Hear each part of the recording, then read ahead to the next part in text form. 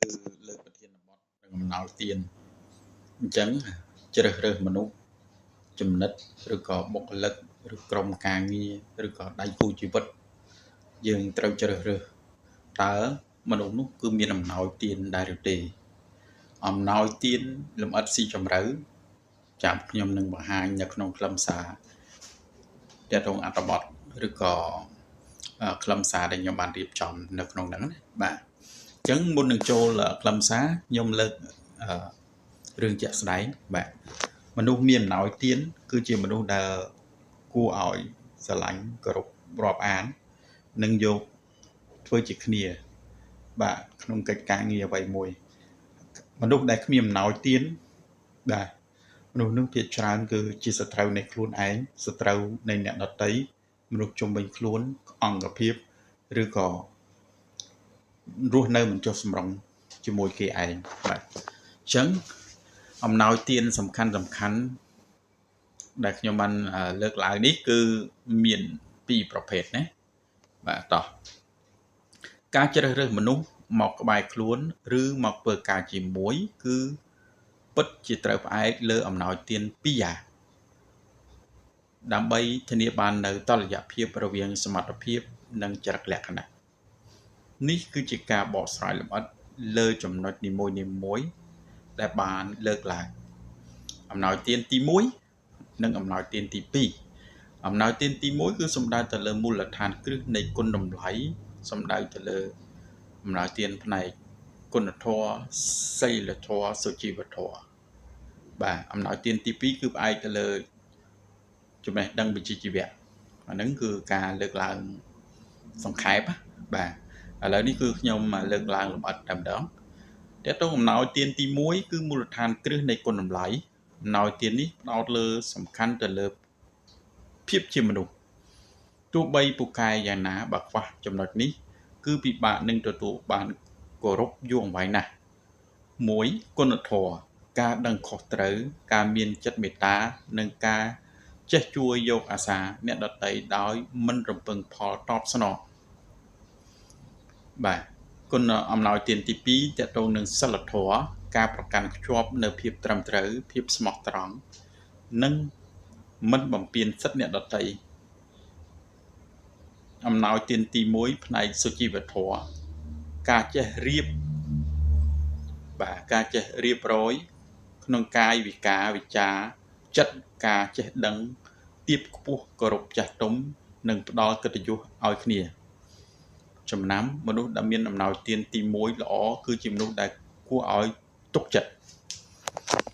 បាទអញ្ចឹងមនុស្សយើងមើលអំណោយទានទី1សិនណាមើលមានសិលធម៌សុជីវធម៌គុណធម៌ដែរទេតាមរយៈអិយាបថហ្នឹងយើងអាចមើលឃើញបានតាមរយៈបាទមើលឃើញនិងស្ដាប់ឮតាមរយៈអិយាបថពាក្យសម្ដីកន្លែងហ្នឹងអញ្ចឹងកន្លែងហ្នឹងគឺចំណុចពិសេសដែលយើងកត់សម្គាល់នៅពេលដែលយើងជួបនៅពេលយើងសម្ភាសអីចឹងទៅបើមានអំណោយទានផ្នែកទី1ហើយអាហ្នឹងគឺជាចំណុច50% នៃទំនាក់ទំនងល្អហើយបាទអញ្ចឹងទំនាក់ទំនងកាន់តែល្អប្រសើរទៀតហ្នឹងគឺយើងតើគាត់នឹងមានអំណោយទានទី2ដែរឬទេអំណោយទានទី2គឺតកតងចំណេះដឹងសមត្ថភាពវិជ្ជាជីវៈបាទតោះឥឡូវយើងចូលដល់ខ្លឹមសារអំណោយទានទី2គឺសមត្ថភាពនិងវិជ្ជាជីវៈអំណោយទាននេះគឺឧបករណ៍សម្រាប់ដោះស្រាយបញ្ហានិងបង្កើតផលប្រយោជន៍ដល់សង្គមឬអង្គភាពបាទអំណោយទានទី2តកតងចំណុចទី1គឺជំនាញវិជ្ជាជីវៈភាពស្ទាត់ជំនាញលើការងារដែលខ្លួនកំពុងធ្វើភាព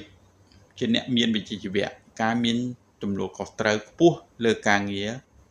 ការគោរពពេលវេលានិងការរក្សាការសម្ងាត់ក្នុងវិជ្ជាជីវៈអំណោយទានទី2ដដែលចំណុចទី3ការអភិវឌ្ឍខ្លួនការមិនឈប់ឈរក្នុងការរៀនសូត្រដើម្បីបង្កើនសមត្ថភាពឲ្យកាន់តែប្រសើរបាទអំណោយទានទី2នេះគឺជាស្នូលគ្រឹះតែម្ដងបាទមានអំណោយទានទី1យើងអាចរស់នៅបានល្អប្រសើរហើយប៉ុន្តែ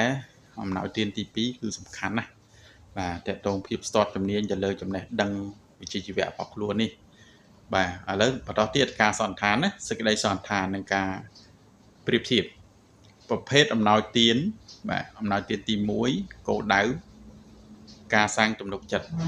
បាទប្រសិទ្ធភាពធ្វើឲ្យមនុស្សចង់នៅចិត្តនិងរួមរស់ជាមួយអំណោយទានទី2គោលដៅគឺការបង្កើតលទ្ធផលប្រសិទ្ធភាពធ្វើឲ្យការងារដើរទៅមុខនិងមានភាពរីកចម្រើនការស្វែងរកមនុស្សមានទាំងអំណោយទានទី1អំណោយទានទី2ពេញលេញក្នុងខ្លួនតែមួយគឺប្រៀបដូចជាការរកឃើញគ្រាប់ពេជ្របើមានតែមួយតែខ្វះទី2ការងារមិនរីកចម្រើនបើមានទី2ខ្វះទី1នោះការងារអាចនឹងមានបញ្ហាទំនាស់ខ្វះភាពស្មោះត្រង់កន្លែងហ្នឹងបាទអញ្ចឹងអំណោយទានទាំងពីរនេះគឺសំខាន់ណាស់ឧទាហរណ៍យើងឧទាហរណ៍មានឋានៈខ្ពង់ខ្ពស់បាទឯកឧត្តមបណ្ឌិតឬក៏សាស្ត្រាចារ្យបើសិនជាខ្វះអំណោយទានទី1គឺធ្វើឲ្យមនុស្សនឹងបាទអាប់យុះបាទអាចពាក់ព័ន្ធនឹងរឿងច្បាប់ផ្សេងទៀតមានព្រមត្តនអីផ្សេងបាទប្រវេណីអីផ្សេងអញ្ចឹងគឺសិលធម៌គុណធម៌សុជីវធម៌នេះគឺជាគ្រឿងលម្អគ្រឿងបើនិយាយអំពីដូចជាអង្គរៈការពារទ្របរបស់យើងអញ្ចឹងណា